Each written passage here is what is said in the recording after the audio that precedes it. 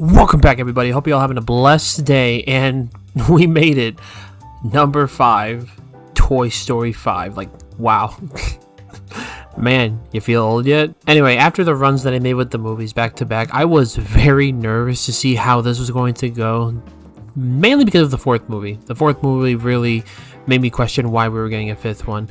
Speaking of, that video will be out soon. I just want to put more time into that project. But anyway, what's the story about? Basically, the plot still following Bonnie trying to make friends in the world of tech. So her parents decide to get her something called a lily pad to help her to try to fit in. But the more that she uses the technology, the more that it begins to cost not only the sacrifice of her toys, but also to herself, since she begins to rely a little too much on it. Now, Bonnie herself, I want to say, finally gets some character development. Being the kid that we've been following since Toy Story 3, it is really weird that she doesn't really go anywhere past just being the shy girl, especially given how, even though we don't really see Andy too much, we got to see how adventurous and explosive he was as a kid. But at least here, we get to see Bonnie try to make decisions on her own, even if the toys give her the path to make that decision. It's up to her to actively choose when it comes to making friends.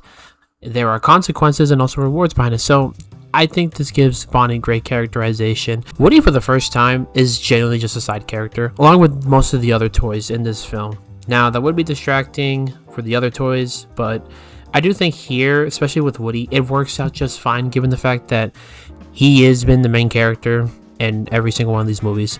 Who is the main character? It's actually Jessie, and when I started seeing the connections to Toy Story 2, I was terrified that they were just going to milk that absolutely perfect sequence of her talking about her past. But not only does it extend her trauma specifically, but it actually recontextualizes a lot of her conceptions of her previous owner, and even where some of her gripes come from technology itself, as that was part of the problem as to where her trauma came from. Speaking of Lilypad, I think she's a pretty convincing villain. I mean, not really a villain, she's actually just a toy that just wants to help Bonnie in her own way, but she has to understand that even if she thinks she's doing the right thing, it's maybe not be for Bonnie's interest, just in her own. So I do think she's actually up there as one of the better Toy Story villains, but definitely not one of the best. What surprised me too about this movie is the fact that they actually waited till 5 movies to bring technology as being one of the specific plots for a Toy Story movie. Although I will say that I do think technology is sprinkled around in the movies, but it is nice that we actually do get a plot about it, since at first I did think that it would be pretty lazy to do a plot about just technology, but they were able to make it rather interesting. Speaking of technology, it warms my heart and gives me so much joy that my main man, Buzz Lightyear, gets a severe upgrade in the writing, thankfully, where not only is he more proactive in the choices of wanting to help Jessie now, since they're the ones that are together with the toys now, but also the fact that we actually get to see him have his own struggles of trying to get even closer with Jessie from before being from Toy Story 3 when they hinted at the relationship. Here, it does become his focal point, which makes sense as to why he would be indecisive about trying to just help her, since he's just trying to make a good impression. Completely relatable, makes perfect sense, given the fact that in the fourth movie, they completely butchered him, in my opinion. But also the subplot of the washed up advanced buzzes was really entertaining and did play to some iconic moments of the film, even if they were borrowed from other projects, but it's okay. It's Buzz Lightyear, so I don't really care.